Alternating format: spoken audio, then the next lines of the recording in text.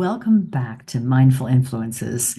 If you're new here, we're exploring how hypnosis, communication, and influence shape the world around us and how we can sharpen our awareness to stay empowered.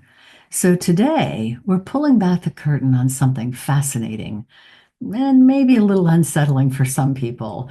I like to think of it as enlightening because we're going to talk about how hypnotic techniques are used in the world of politics.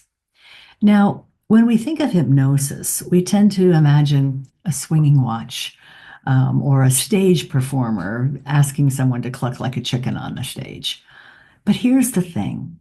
Hypnosis isn't about losing control or even going into a deep state of trance. It can be, but its core is about influence, suggestion, and guiding somebody's focus. Politicians, whether they know it or not, often use subtle hypnotic techniques as part of their communication strategy. And today, we're going to break it all down. One powerful technique often used is repetition. Repeating key phrases can subconsciously install ideas into our minds. For example, think back to some campaign slogans. Phrases like, "Yes, we can," or "Make America Great Again," weren't just catchy. They were repeated over and over and over to create emotional familiarity and connection. When repeated enough, these ideas start to feel like common sense, even if we've never stopped to critically analyze them.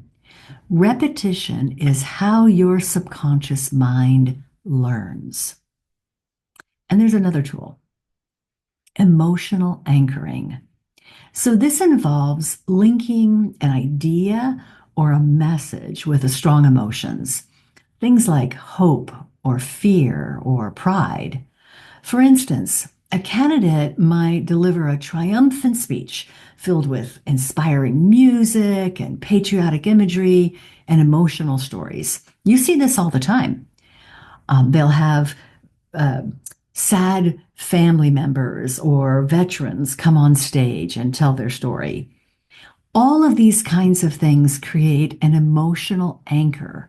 So when you see their face or you hear their name, those feelings that you experience when you listen to those people or those stories come rushing back. This isn't magic. This is psychology.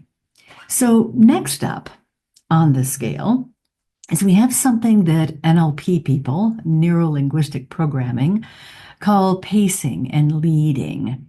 And this is subtle, but it is so effective. It starts with establishing a sense of rapport by stating the obvious truths or shared experiences, things that the audience is already going to agree with. This is the pacing part. Then the speaker begins to lead by introducing new ideas or calls to action. Because the audience is already nodding along, they're more likely to go along with whatever comes next.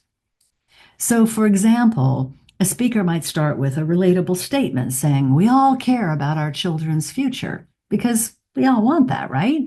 Before transitioning into some kind of policy pitch.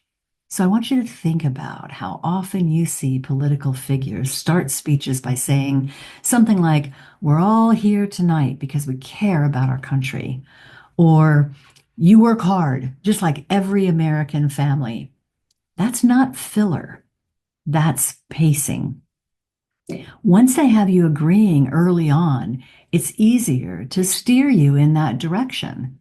The more they get yes statements, the more successful they'll be in introducing a new idea.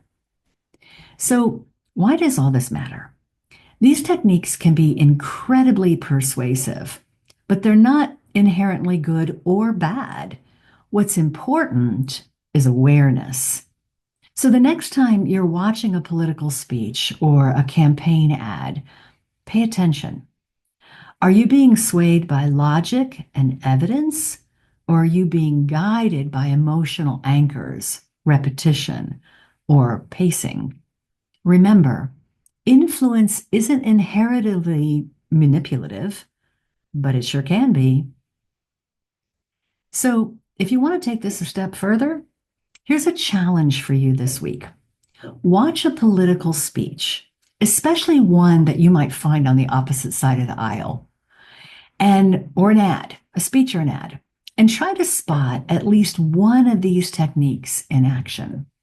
Because trust me, once you start noticing, you'll never see a political messaging the same way again. So, thanks for watching today's episode of Mindful Influences. If you found this helpful or eye opening, give this video a thumbs up and share it with a friend who loves exploring how the mind works. And don't forget to subscribe because every Friday we're going to dive in for more on influence and psychology and critical thinking. And as always, stay aware, resist, and thrive. I'm Roberta Fernandez with Mindful Influences.